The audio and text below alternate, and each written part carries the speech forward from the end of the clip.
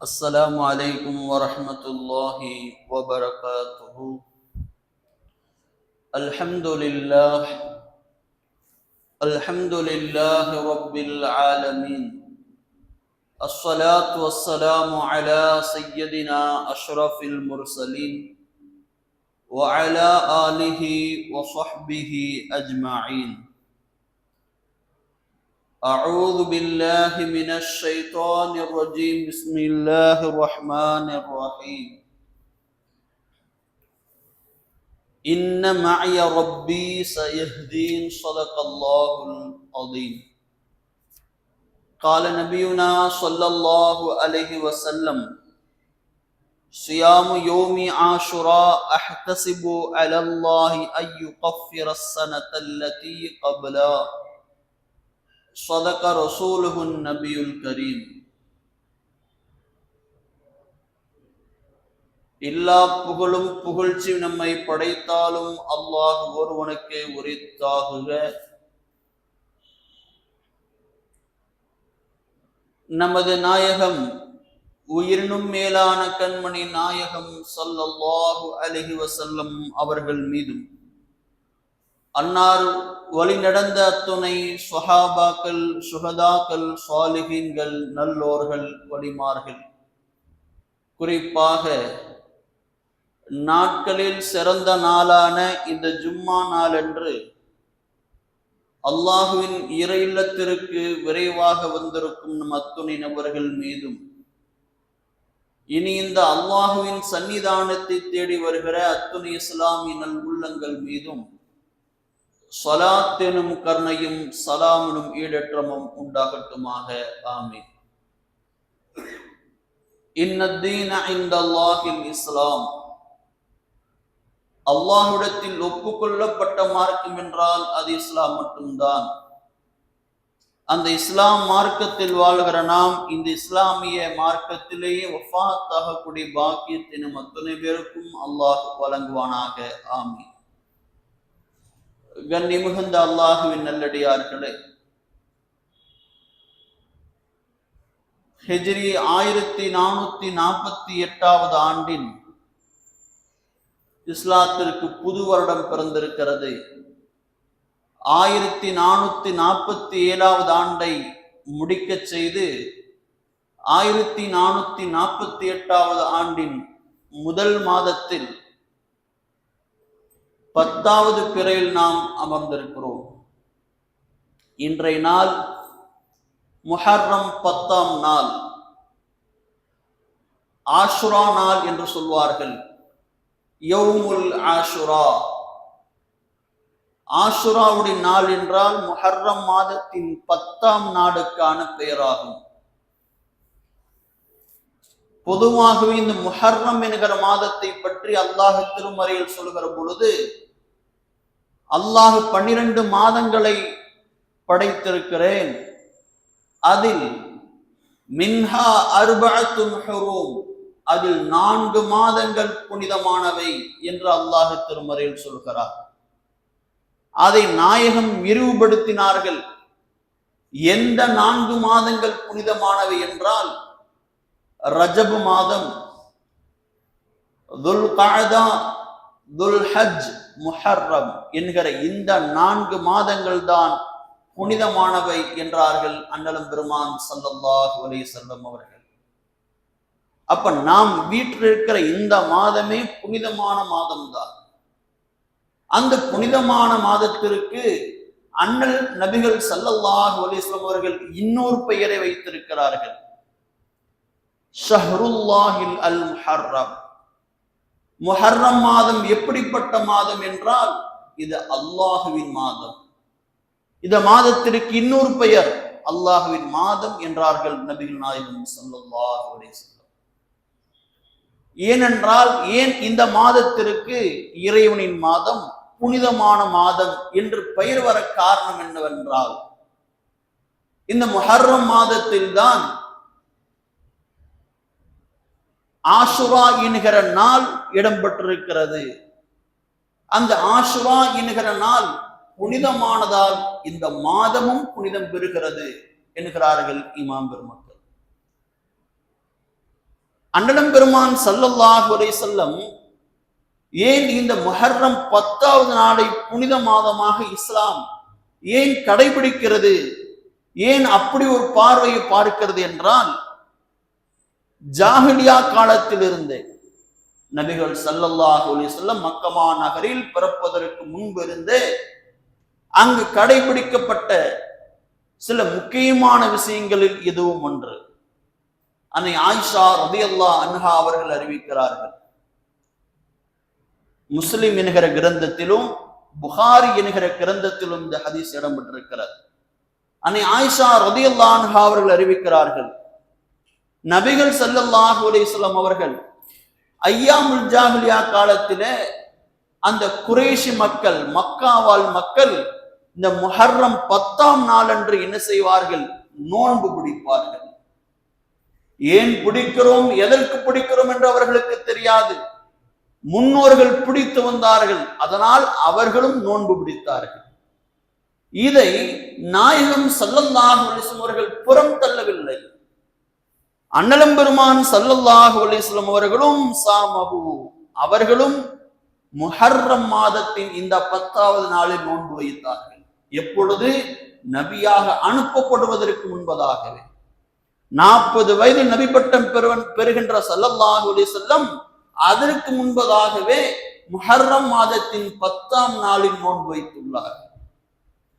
இஸ்லாம் அறிமுகப்படுத்தப்பட்டு பெருமானார் நபியானதற்கு பிறகும் நபிகள் ஸல்லல்லாஹு அலைஹி வஸல்லம் அவர்கள் தன்னுடைய மக்களுக்கு, ஈமான் கொண்ட மக்களுக்கு இந்த முஹர்ரம் மாதத்தின் 10வது நாள் நோன்பு வையுங்கள் என்று ஏவினார்கள். தானும் நோன்பு வைத்தார்கள்.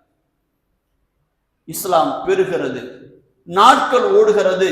நபிகள் ஸல்லல்லாஹு அலைஹி வஸல்லம் மக்கமா நகரத்திலிருந்து மதீனா நோக்கி பயணமாகிறார்கள், ஹிஜ்ரத் செய்கிறார்கள்.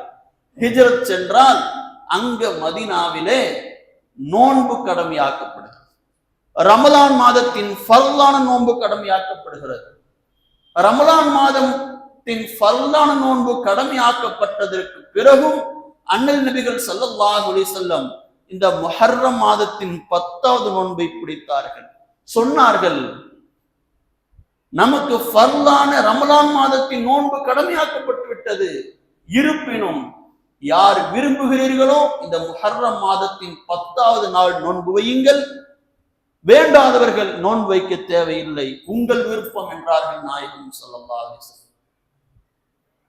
மதீனாவில் வாழ்ந்த காலத்திலே அங்கு யூதர்களை பார்க்கிறார்கள் நாயகம் ஸல்லல்லாஹு அலைஹி வஸல்லம். யூதர்கள் இந்த முஹர்ரம் 10ஆம் நாள் அன்று நோன்பு வைக்கிறார்கள். நாயகம் யூதர்களை பார்த்து கேட்டார்கள், மகாதா, இது என்ன, எதற்காக நோன்பு வைக்கிறீர்கள் என்று கேட்டார்கள். அப்பொழுது யூதர்கள் எல்லாம் சொன்னார்கள், இந்த நாள் முஹர்ரம் மாதத்தின் 10ஆம் நாள் இருக்கிறதே ஒரு சாலிகான நாள், நல்ல நாள். ஏன் நல்ல நாள் என்றால், ஃபிரௌன் என்கிற கொடியிடமிருந்து மூசாவையும் மூசாவுடைய மக்களையும் அல்லாஹு தஆலா இந்த முஹர்ரம் 10வது நாளில் தான் காப்பாற்றினான். அதனால் நன்றி தெரிவிக்கும் பொருட்டு மூசா நோன்பு வைத்தார், நாங்களும் நோன்பு வைக்கிறோம் என்றார்கள் யூதர்கள். இப்ப நாயகம் ஸல்லல்லாஹு அலைஹி வஸல்லம் அவர்கள் சொன்னார்கள், மூசா என்கிற நபி உங்களை விட எங்களுக்குத்தான் நெருக்கமான நபர். அதனால் தன் மக்களுக்கு கட்டளையிட்டார்கள் நாயகம் ஸல்லல்லாஹு அலைஹி வஸல்லம், நீங்களும் முஹர்ரம் 10வது நாள் அன்று நோன்பு வையுங்கள். ஆனால் யூதர்களுக்கு மாற்றமாக ஒரு நாள் முன்போ அல்லது பின்போ நோன்பு வையுங்கள். ஒன்று ரமலான் முஹர்ரம் பிறை 9ம் 10ம் நோன்பு வையுங்கள், அல்லது முஹர்ரம் பிறை 10ஆம் நாளன்றும் 11வது நாளன்றும் நோன்பு வையுங்கள் என்றார்கள் நாயகம் ஸல்லல்லாஹு அலைஹி வஸல்லம். கடமையாக வைக்கப்பட்டிருந்த முஹர்ரம் 10வது நோன்பு ரமலான் நோன்பு கடமையாக்கப்பட்டதற்கு பிறகு நஃபிலாக மாறுகிறது, சுன்னத்தான அமலாக மாறுகிறது. வேண்டுபவர்கள், விருப்பம் உள்ளவர்கள் வைக்கலாம், விருப்பம் இல்லாதவர்கள் வைக்காமல் இருக்கலாம் என்ற அறிவிப்பை பெருமானார் வெளியிடுகிறார்கள். அப்ப ஆஷுரா என்கிற நோன்பு கடந்து வந்த பாதை இதுதான். நோன்புக்கு முன்னால், இஸ்லாம் நபியாக அனுப்பப்படுவதற்கு முன்னால் நபிகள் ஸல்லல்லாஹு அலைஹி வஸல்லம் இந்த நோன்பை பிடித்தார்கள். நபியானதற்கு பிறகும் இந்த நோன்பை கடமையாக ஆக்கினார்கள் நாயகம் ஸல்லல்லாஹு அலைஹி வஸல்லம். எப்பொழுது ரமலான் மாதத்தின் நோன்பு கடமையாக்கப்பட்டதோ அதற்கு பிறகு இந்த முஹர்ரம் 10வது நோன்பை நஃபிலான வணக்கமாக, சுன்னத்தான வணக்கமாக பெருமானார் அறிவிப்பு செய்தார். இதுதான் ஆஷுரா நோன்பு கடந்து வந்த பாதை. இதுதான் இந்த நோன்புக்கு என்ன சிறப்பு இருக்கிறது? 10வது நாள் என்று நோன்பு வைக்கிறோமே, இதற்கான சிறப்பு என்ன? நாயகம் சொல்கிறார்கள், சுயாமி யோமி ஆஷுரா அஹ்தஸிபு அலல்லாஹி அய்யுகஃபிர ஸனத்தல்லதி கப்லா. யார் ஒருவர் முஹர்ரம் 10ஆம் நாள் அன்று ஆஷுரா நோன்பை பிடிக்கிறாரோ, அந்த ஒரு நோன்பு முந்தைய ஆண்டில் அவர் செய்த சிறு பாவங்களுக்கு பரிகாரமாக அமைந்து விடுகிறது. எல்லா சிறு பாவங்களும் மன்னிக்கப்படுகிறது அந்த நபருக்கு என்கிறார்கள் நாயகம் ஸல்லல்லாஹு அலைஹி வஸல்லம். இப்ப யார் ஒருவர் முஹர்ரம் 10ஆம் நாளில் நோன்பு வைக்கிறாரோ, அவருடைய முந்தைய ஆண்டின் சிறு பாவங்கள் எல்லாம் அல்லாஹ்வால் மன்னிக்கப்படுகிறது. காரணம் அந்த நோன்பு. அப்ப நோன்பு வைத்தவர்களை அல்லாஹ் மன்னிக்கிறார். இப்னு ரஜப் ரஹ்மத்துல்லாஹ் அவர்கள் சொல்கிறார்கள், பெருமானாருக்கு பிறகு சஹாபாக்களுக்கு பிறகு சஹாபாக்களை பார்த்த தாபியன்கள், தாபியன்களை பார்த்த தபோ தாபியன்கள், நல்லோர்கள், இவர்கள் எல்லாம் இந்த ஆஷுராவுடைய 10ஆம் நாள் அன்று நோன்பு வைப்பதை எந்த அளவிற்கு பிரியப்பட்டார்கள், எந்த அளவிற்கு முக்கியத்துவப்படுத்தினார்கள் என்றால், இப்னு அப்பாஸ் ரலியல்லாஹு, இன்று இருக்கிற குர்ஆனுடைய எல்லா விரிவுரைக்கும் தலைவர் அவர்தான். இப்னு அப்பாஸ் ரலியல்லாஹு ரசூலுல்லாஹ்வை பார்த்த ஈமான் கொண்ட சஹாபி அவர்கள். இப்னு ஜுஹ்ரி ரஹ்மத்துல்லாஹ், இமாம் ஜுஹ்ரி ரஹ்மத்துல்லாஹ் அவர்கள், இப்னு இஸ்ஹாக் ரஹ்மத்துல்லாஹ் அவர்கள் போன்ற பெரும் பெரும் சஹாபிகளும் தாபீன்களும் என்ன செய்வார்கள் தெரியுமா? இந்த முஹர்ரம் 10ஆம் நாள் அன்று நோம்பில் அவர்கள் பயணம் செய்தார்களும் நோன்பை விட மாட்டார். பயணம் செய்பவருக்கு நோன்பு, கடமையான நோன்பே சலுகை அளிக்கப்பட்டிருக்கிறது. ரமலான் காலத்தில் ஒருவர் பயணம் செய்கிறார், அந்த நோன்பை கண்டிப்பாக பிடிக்க வேண்டுமா? இல்லை, அவருக்கு சலுகை இருக்கிறது. பிரயாணத்தில் நோன்பை விட்டு எத்தனை நோன்பை விடுகிறாரோ அவர் பிற மாதங்களில் நோன்பு வைத்துக் கொள்ளலாம். ஆனால் இந்த சஹாபிகள் எல்லாம் இந்த முஹர்ரம் 10ஆம் நாள் அன்று பயணம் செய்தாலும் நோன்பு விட மாட்டார்கள். ஏனென்றால் ரமலான் மாதத்தின் ஒரு நோன்பை விட்டுவிட்டால் பிற நாளில் பிடித்துக் கொள்ளலாம். ஆனால் முஹர்ரம் 10ஆம் நாள் அன்று நோன்பை விட்டுவிட்டோம் என்றால் அந்த நோன்பை பிடிப்பதற்கு அடுத்த வருடம் வரை காத்திருக்க வேண்டியது இருக்கும். அடுத்த வருடம், அடுத்த நாள், அடுத்த நொடி நாம் உயிரோடு இருப்போமா இல்லையா என்று தெரியாது. அதனால் இந்த முஹர்ரம் 10ஆம் நாள் அன்று நோன்பை அவர்கள் விடவே மாட்டார்கள். இந்த அளவிற்கு நோன்பை கடைபிடித்து வந்தார்கள் சஹாபிகள். ஆனால் இன்றைக்கு நம் சமூகத்தில் இந்த முஹர்ரம் 10வது நோன்பை பிடிப்பதும் 9ஐ சேர்த்தோ அல்லது 11வது நோன்பை சேர்த்து பிடிப்பதையோ அதை நாம் அலட்சியப்படுத்துகிறோம். அந்த நோன்பை நாம் அலட்சியப்படுத்திய நபர்கள் பல பேர் இருக்கிறார்கள். முடியாதவர்கள், வயதானவர்கள் பிடிக்காமல் இருப்பதில் எந்த தவறும் இல்லை. ஆரோக்கியமாக இருப்பவர்கள், இளைஞர்கள் இந்த நோன்பை விடுவதற்கு அல்லாஹ்விடம் என்ன காரணம் கூறப்போகிறார்கள்? கடமை இல்லைதான், ஃபர்ல் இல்லைதான், ஆனால் இதன் மூலமாக நம்முடைய பாவங்கள் மன்னிக்கப்படுகிறது, நாளை மறுவில் நம்முடைய அந்தஸ்துகள் உயர்த்தப்படுமே என்று ஏன் நாம் எண்ணுவதில்லை? இந்த முஹர்ரம் 10வது நோன்பை அல்லது 9வது நோன்பை சேர்த்தோ 10ஓ 11ஓ சேர்த்து நோன்பு பிடிப்பதை நாம் அவசியமாக்கிக் கொள்ள வேண்டும். நம்முடைய வாழ்க்கை ஏன் இவ்வளவு முக்கியத்துவப்படுத்தப்படுகிறது? இந்த நாள் நோன்பு வைக்க வேண்டும், அதற்கான சிறப்புகள் என்னென்ன, இதை நாம் ஆர்வமாக கையாள வேண்டும், இதை நாம் புனிதப்படுத்த வேண்டும் என்று ஏன் இவ்வளவு காரியம் சொல்லப்படுகிறது இந்த நாளுக்காக? இந்த நாளில் அப்படி என்னதான் சிறப்பு இருக்கிறது? எதனால் இவ்வாறு இந்த நாளுக்கு முக்கியத்துவம் கொடுக்கப்படுகிறது என்றால், இஸ்லாமிய வரலாற்றிலே இந்த ஆஷுராவுடைய நாள் என்பது, முஹர்ரம் 10ஆம் நாள் என்பது ஒரு பொன் எழுத்துக்களால் பொறிக்கப்பட வேண்டிய சரித்திரம் வாய்ந்த நாட்கள். நாயகம் ஸல்லல்லாஹு அலைஹி வஸல்லம் அவர்கள் சொன்னார்கள், இந்த முஹர்ரம் 10ஆம் நாள் இருக்கிறது யௌமுத் தௌபா, பாவங்கள் மன்னிக்கப்படுகிற நாள் என்றார்கள் நாயகம் ஸல்லல்லாஹு அலைஹி வஸல்லம். இந்த நாளில் அல்லாஹ் பாவத்தை மன்னிக்கிறார். நீங்கள் எல்லாம் அறிந்திருப்பீர்கள், ஆதம் அலைஹிஸ்ஸலாம் சொர்க்கத்தில் ஒரு சிறு தவறை செய்து இந்த உலகத்திற்கு அனுப்பப்பட்டு 40 ஆண்டுகளுக்கு மேலாக பாவ மன்னிப்பு தேடினார்கள். அந்த பாவ மன்னிப்பு மன்னிக்கப்பட்ட நாள் இது தெரியுமா? இந்த முஹர்ரம் மாதத்தின் 10ஆம் நாளில் தான் ஆதம் அலைஹிஸ்ஸலாம் அவர்கள் மன்னிக்கப்பட்டார்கள். இப்னு வஹப் ரஹ்மத்துல்லாஹ் அவர்கள் சொல்கிறார்கள், மூசா அலைஹிஸ்ஸலாம் காலத்திலே அந்த கூட்டம் பாவத்தை செய்த பொழுது அல்லாஹ் வஹி அறிவித்தானாம், மூசாவே உன் மக்கள் பாவம் செய்தவர்களாக மாறிவிட்டார்கள், அந்த பாவங்கள் மன்னிக்கப்பட பாவ மன்னிப்பு கேட்க வேண்டும். எப்பொழுது கேட்க வேண்டும் தெரியுமா? இந்த முஹர்ரம் மாதத்தின் 10ஆம் நாள் என்று கேளுங்கள், உங்கள் பாவங்களை மன்னிக்கிறேன் என்று அல்லாஹ் சொன்னான். அந்த மக்கள் கேட்டார்கள், கேட்டதால் அவர்கள் பாவ மன்னிப்பை பெற்றார்கள் என்று லதாயிஃபுல் மஆரிஃப் என்கிற கிதாபிலே பதிவு செய்யப்படுகிறது. சஹீஹான ஹதீஸ். இப்ப இந்த முஹர்ரம் 10ஆம் நாள் பாவங்கள் மன்னிக்கப்படுகிற நாள். நம்முடைய பாவங்களை நினைத்து நாம் அல்லாஹ்விடம் மன்றாட வேண்டும். ஏனென்றால் முன் வாழ்ந்த எல்லா சமுதாயத்தினத்தினுடைய பாவங்களும் இந்த நாளில் மன்னிக்கப்பட்டிருக்கிறது. ஆதம் அலைஹிஸ்ஸலாமுடைய பாவம் மன்னிக்கப்பட்டிருக்கிறது. மூசா அலைஹிஸ்ஸலாமுடைய சமுதாயம் செய்த பாவங்கள் மன்னிக்கப்பட்டிருக்கிறது. யூனுஸ் என்கிற நபியின் மக்கள் செய்த பாவங்கள் மன்னிக்கப்பட்டிருக்கிறது.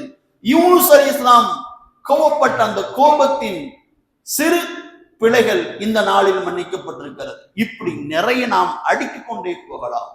அப்போ இந்த நாள் பாவங்கள் மன்னிக்கப்படுகிற நாள். அதனால் இந்த நாளுக்கு இஸ்லாத்தின் முக்கியத்துவம் கொடுக்கப்படுகிறது. மற்றொரு காரணம்,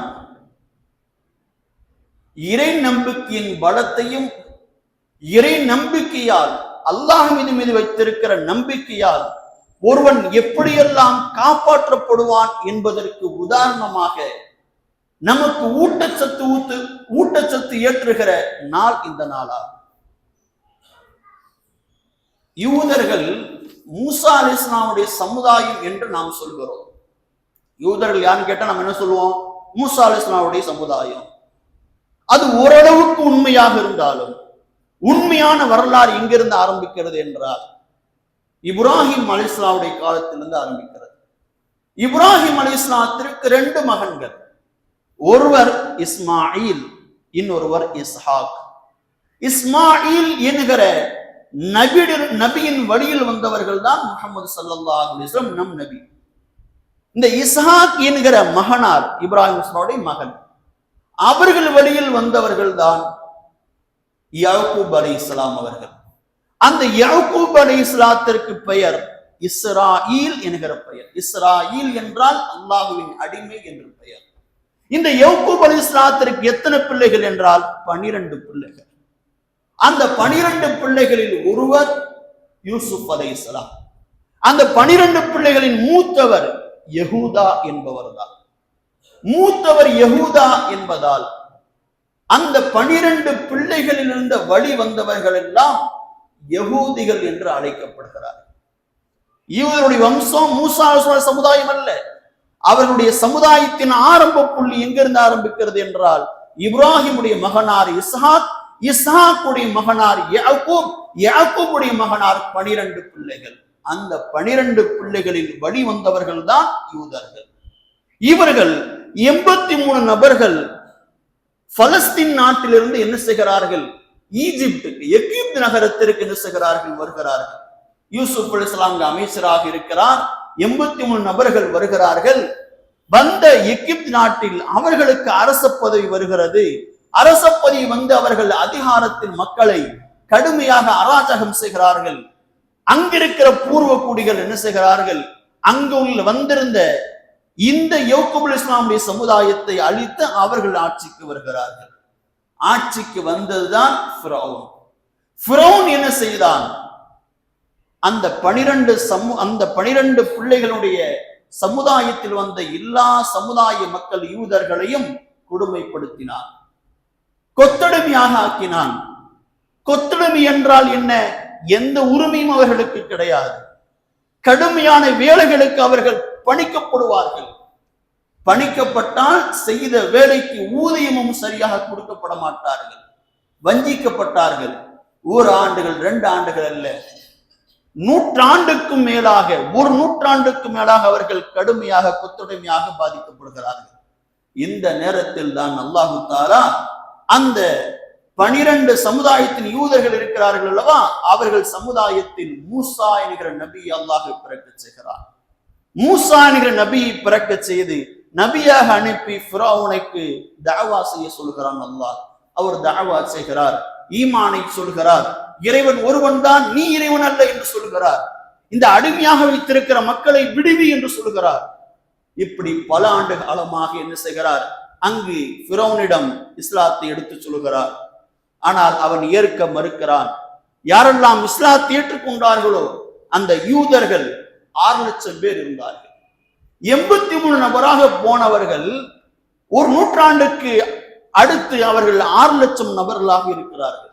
அந்த 6 லட்சம் பேர்களையும் மூசா அலைஹிஸ்ஸலாம் இறைவன் ஒருவன் என்ற கொள்கைக்குள் கொண்டு வருகிறார்கள். அவர்களை ஃபிரௌன் கொடுமைப்படுத்துகிறார். கொஞ்ச நஞ்சமல்ல கொடுமை, மீண்ட வரலாறு. நான் நம்முடைய விஷயத்திற்கு நான் வந்து விடுகிறேன். ஒரு நேரத்தில் இந்த யூதர்கள் மொத்த பேரையும் அழிக்க வேண்டும் என்று ஃபிரௌன் நாடுகிறார்.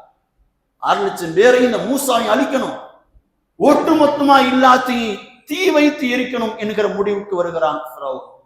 அப்பொழுதுதான் அல்லாஹ் சொல்கிறான், மூசாவே, நீயும் உன் மக்களையும் அழைத்து கொண்டு நீ பலஸ்தீன் என்கிற நாட்டுக்கு செல், எகிப்திலிருந்து பலஸ்தீன் என்கிற நகரத்திற்கு செல் என்று அல்லாஹ் கட்டளையிடுகிறார்.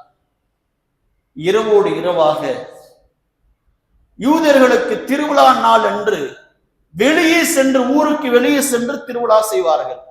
அதை காரணமாக வைத்து குடும்பமாக மொத்த பேரையும் கூட்டிக் கொண்டு மூசா அலைஹிஸ்ஸலாம் அவர்கள் செல்கிறார்கள். நடைபயணமாக சென்று பலஸ்தீன் நகரத்திற்கு சென்று விடலாம் என்று முடிவு செய்கிறார்.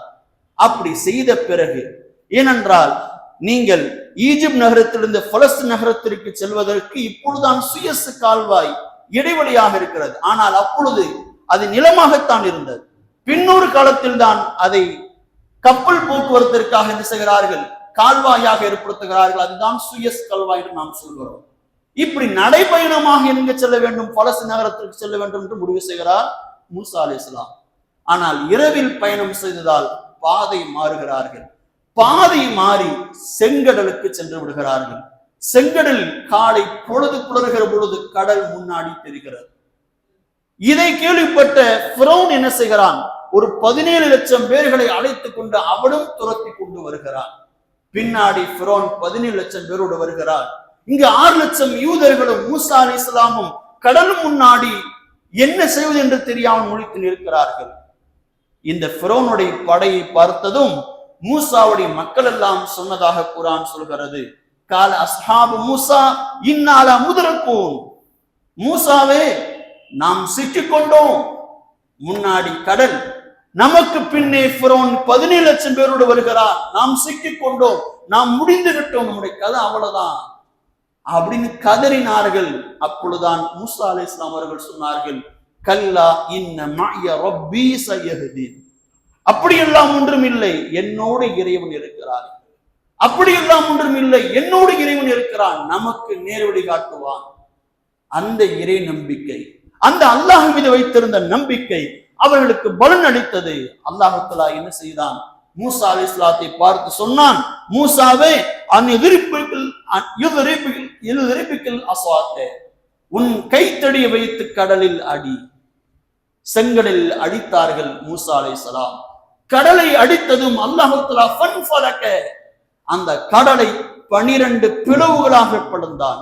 குர்ஆன் சொல்கிறது, வகான குல்லு ஃபிர்கின் கத்தௌதில் அதீம், அல்லாஹ் அந்த 12 பிளவுகளையும் அந்த கடல் நீரை, அந்த அலையை அல்லாஹ் மலை போல் நிற்க வைத்தார்.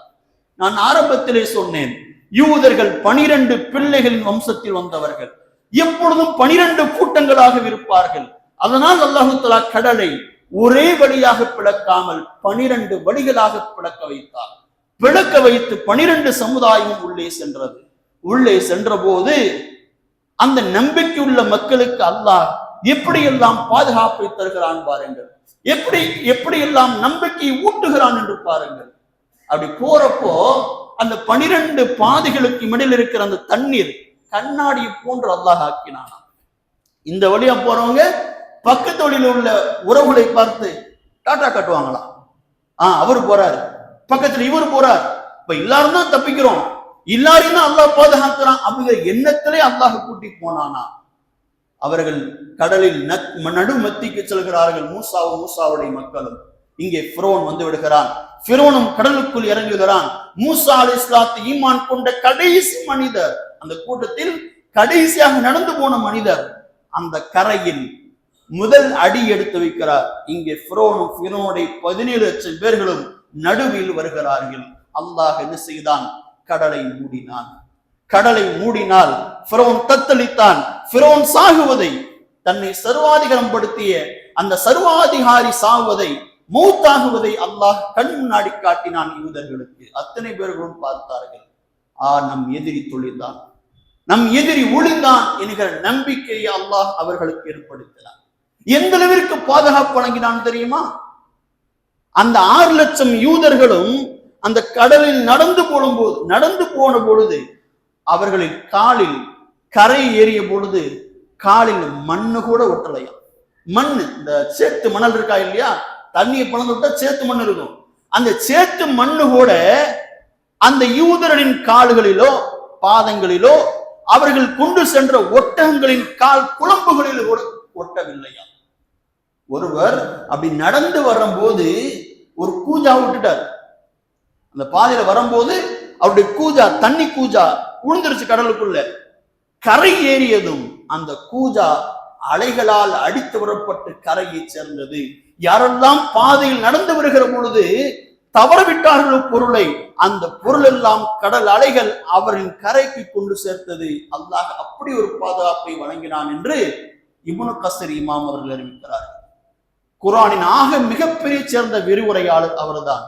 எல்லா பள்ளிவாசலுடைய கிரந்தங்கள் இருக்கிறது. அவர் சொல்கிறார், யார் அல்லாஹ்வை முழுமையாக நம்பிக்கை கொண்டார்களோ அல்லாஹ் இப்படித்தான் பாதுகாப்பார். அவர்களுக்கு இப்படியெல்லாம் ஒரு பிரச்சனை இருக்குன்னு தெரியாத அளவிற்கு அல்லாஹ் அவர்களை பாதுகாப்பான். அல்லாஹ்வுடைய பாதுகாப்பு வெளிப்பட்ட நாள் இந்த ஆஷுராவுடைய நாள்.